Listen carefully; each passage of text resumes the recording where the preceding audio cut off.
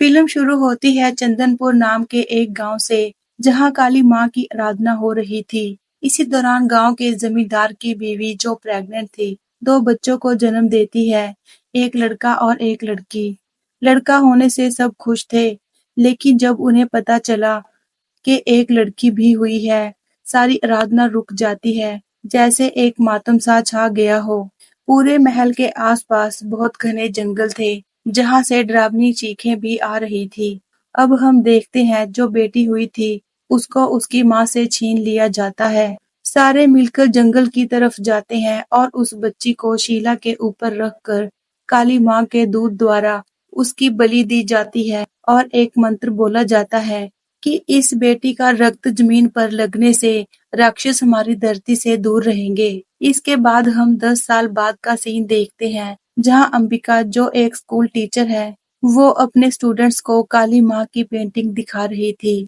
काली माँ के हाथ में राक्षस का सर था। एक बच्चा पूछता है ये कौन है? तब अंबिका बताती है इसका नाम रक्त बीज है। ये इतना खतरनाक था कि सारे देवताओं पर भारी पड़ रहा था। तब सारे देवता माँ पार्वती के पास गए।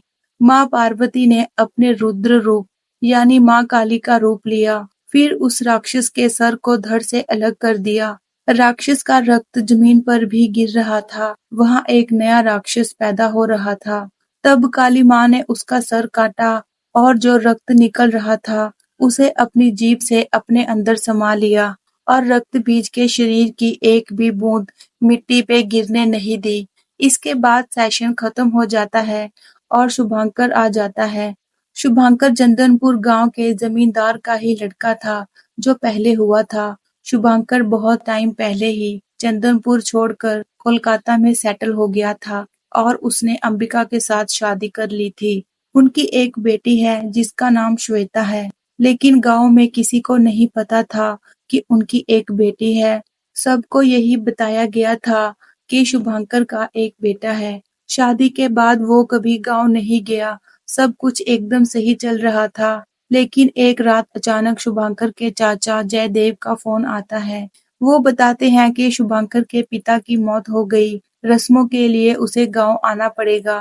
शुभांकर की बेटी भी बहुत जिद करती है चंदनपुर जाने के लिए। उसकी बेटी को आज तक ये नहीं पता था कि चंदनपुर में उनकी पूरी फैमिली थी। श्वेता आज 12 साल की होने वाली थी। शुभांकर रात में अकेले ही गांव के लिए निकल जाता है।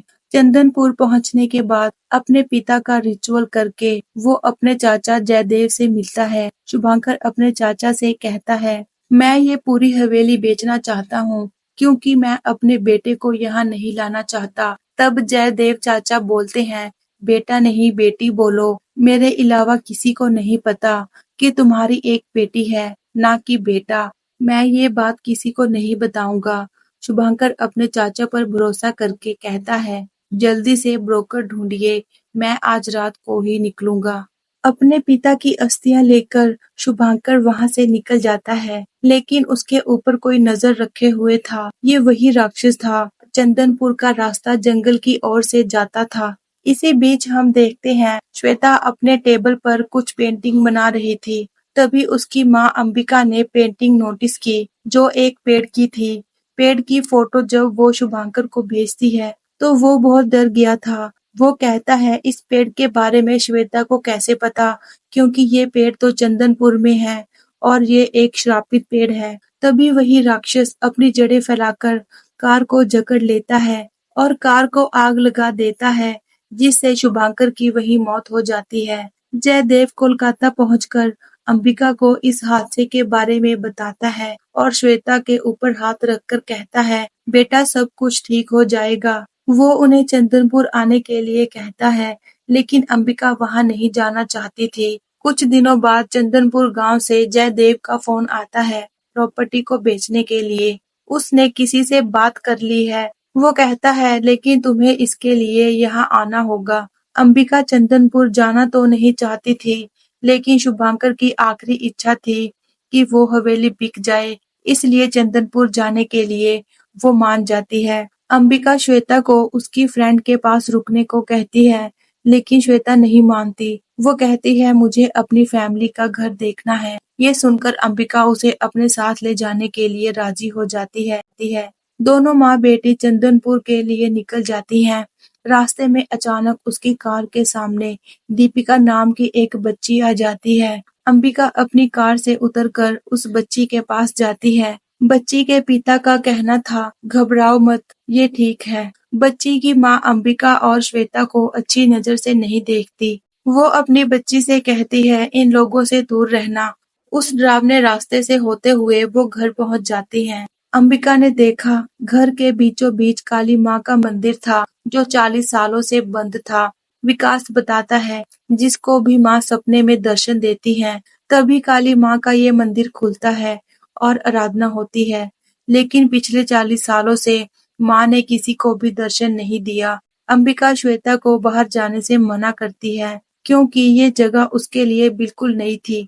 इसके बाद वो खाना खाते हैं। इसी दौरान दीपिका और श्वेता के बीच काफी अच्छी दोस्ती हो जाती है और श्वेता द्वारा बनाई हुई उस पेड़ की तस्वीर को दीपिका देख लेती है, जो कि एक खूनी पेड़ था। लेकिन श्वेता ने तो कभी उस पेड़ को नहीं देखा था। दीपिका बताती है, जिस पेड़ की तस्वीर तुमने बनाई है, वहाँ कोई भी नहीं जाता, वो एक खूनी पेड़ है। अब श्वेता उस पेड़ को देखने की जिद करती है। दीपिका कहती है, उस पेड़ के पास जाना मना है, वहां जाने पर माँ मुझे बहुत मारेगी। लेकिन श्वेता के बहुत जिद करने पर दीपिका उसे वहां लेकर जाती है। लेकिन पेड़ के अंदर जाने से पहले ही बहुत से ताबीज बंधे हुए थे।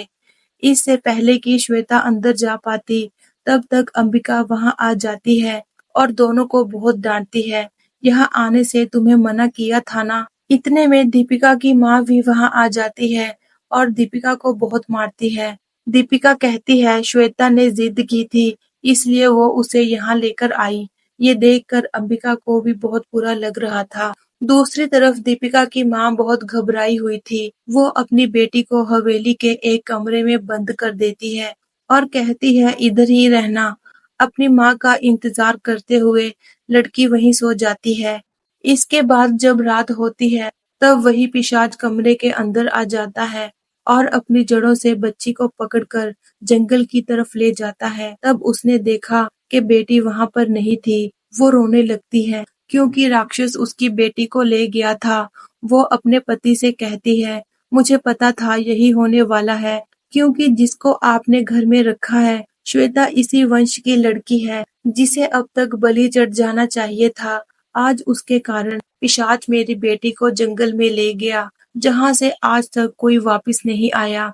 इसके बाद हम देखते हैं, गांव में पुलिस आ गई थी। तब जयदेव बताता है, 2-3 महीने से गांव में बहुत सी लड़कियां गायब हो रही हैं, लेकिन 3 दिनों के बाद वो लड़कियां वापस आ जाती हैं, इसलिए हम कोई रिपोर्ट नहीं करते।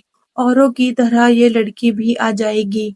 गांव वाले श्वेता को दोषी मान रहे थे, इसलिए अंबिका अकेले ही जंगल में जाने का फैसला कर, लेकिन पुलिस ऑफिसर भी उसके साथ जाता है। जंगल बहुत घना और डरावना था। दीपिका कहीं भी मिल नहीं रही थी। वही राक्षस द्वारा वश में किए हुए शैतान थे, जो उन दोनों को देख रहे थे। दीपिका नहीं मिलती, फिर अंबिका घर आ जाती है। श्वेता जानना चाहती थी कि ये सब क्या हो रहा है। फिर अंबिका इस घर की और चंदनपुर की कहानी सुनाती है और कहती है, मैंने तुम्हें रक्त बीज के बारे में बताया था। जब रक्त बीज का रक्त निकल रहा था, माँ काली ने हर एक बूंद को पी लिया था, लेकिन एक बूंद चंदनपुर गांव में गिरी थी, जिससे एक राक्षस पैदा हुआ। राक्षस चंदनपुर की हर एक बच्ची को ले जाने लगा, ताकि और राक्षस पैदा हो सके, जिससे इस धरती का नाश हो जाए। जब काली माँ को पता चला, तब उसने अपने ही एक प्रेम भक्त को भेजा, लेकिन इसके बारे में राक्षस को पता चल गया था कि प्रेम भक्त उसको मिटा देगा। भक्त को कुछ दिनों बाद बच्चा होना है। जब वो 12 साल की होती है, तब राक्षस चुपके से उसे अगवा करके उसे प्रेग्नेंट कर देता है। अब धर्म संकट में आ चुका था। काली माँ का दूत उस बच्ची को मार डालता तो राक्षस का वंश खत्म हो जाएगा, लेकिन उसकी बच्ची मारी जाएगी। राक्षस को पता था कि काली माँ के दूध के जो बच्चे हैं, उससे वही राक्षस पैदा होगा। मगर प्रेम भक्त ने ऐसा रास्ता चुना, जिससे पूरे गांव वाले हैरान रह गए। उसने गांव की भलाई के लिए अपनी बच्ची की बलि दे दी। इस वजह से राक्षस का मकसद भी पूरा नहीं हुआ। ये सब काली माँ की पूजा के दिन हुआ था। माना जाता है हम लोग उसका ही वंश हैं। मतलब तुम्हारे पिता शुभांकर, मैं और उसके हिसाब से तुम होती हो उसकी बच्ची, जिसको बलि चढ़ जाना चाहिए। हमने ये परंपरा तुम तक कभी आने नहीं दी। कोलकाता में जब तुम पैदा हुई थी, तब हमने बच्चा बदल दिया था। जब तुम्हारे दादा तुम्हें देखने के लिए आए, तो सबको बताया गया था तुम लड़का हो। हम दोबारा उसी गांव में आ चुके हैं। दीपिका के मिलते ही हम ये गांव छोड़कर हमेशा के लिए चले जाएंगे। अगली सुबह दीपिका आ जाती है, लेकिन वो प्रेग्नेंट थी। पुलिस इन्वेस्टिगेशन में पता चला जो लड़कियां वहां से लौटी थी, सब प्रेग्नेंट थी, मगर किसी को कुछ भी याद नहीं था। उसी रात को हम देखते हैं कि श्वेता के पेट में दर्द हो रहा था। अंबिका ने कहानी सुनाते हुए उसे अपनी गोद में सुला लिया था और फिर वो चेयर पर बैठ जाती है। फिर हम रात को दीपिका को देखते हैं, जिसे राक्षस ने अपने वश में कर लिया था। वो श्वेता के कमरे में आकर उसे बुलाती है।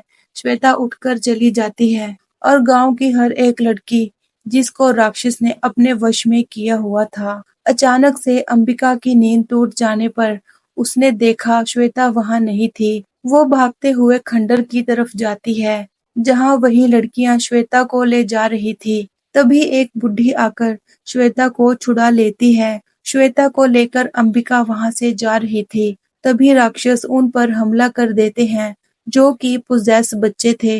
अंबिका अपनी बेटी को बचाने की कोशिश करती है, लेकिन ये पोजेस बच्चे उन पर हावी हो रहे थे। वो उसकी कार को तोड़ देते हैं। अंबिका ने देखा कि जयदेव श्वेता को ले जा रहा था। अगले दिन गांव वाले बोलते हैं अंबिका और श्वेता गायब हो चुकी हैं। अंबिका को उस बुढ़ी औरत ने बचा लिया था। दूसरी तरफ पुलिस को शक था जयदेव पर, क्योंकि वो हर एक लड़की पर नजर रख रहा था। जयदेव का अजीब नेचर देखकर पुलिस का शक पक्का हो जाता है और पुलिस खंडर में पहुंच जाती है। दूसरी तरफ बुढ़ी औरत कहानी सुना रही थी कि जिस दिन शुभांकर की बहन हुई थी, उस दिन परम भक्त बच्ची की बलि नहीं चढ़ाती। उसका कहना था काली माँ ये कभी नहीं चाहेगी कि उसकी बेटी की बलि चढ़ाए। तभी जयदेव आगे आकर माँ काली का खड्ग अपने हाथ में उठा लेता है और बच्ची की बलि देता है। इससे उसे गांव में काफी इज्जत मिलती है और वो गांव का सरपंच बन जाता है। लेकिन शैतान उसे जकड़ लेता है। वो उसे मारने ही वाला था। जयदेव कहता है मैं आपकी सारी बात मानूंगा। शैतान ने कहा तुमने उस बच्ची को मार डाला जिससे मेरा वंश आगे बढ़ता, इसलिए तुम्हें मेरे लिए इसी वंश की लड़की को लाना होगा। मतलब जयदेव ही 20 साल से शुभांकर की फैमिली पर नजर रख रहा था। शुभांकर के पिता को जयदेव ने ही मारा था ताकि तुम लोग गांव में आओ और जयदेव तुम्हारी बेटी श्वेता की बलि चढ़ा सके। मतलब काली माँ की परम भक्त वो बुढ़ी औरत थी, लेकिन आज वो पागल बनकर इधर उधर भटक रही है। अगर तुम्हें उसे हराना है और अपनी बेटी को वापिस लाना है, तो तुम्हें माँ काली का आशीर्वाद चाहिए होगा। आज 40 साल बाद तुम माँ काली की आराधना करो तो तुम्हें शक्ति मिलेगी। इसके बाद आराधना होती है, जिससे काली माँ अपने भक्त के बच्चे को बचाने के लिए उसके ऊपर अपना अंश छोड़ती है।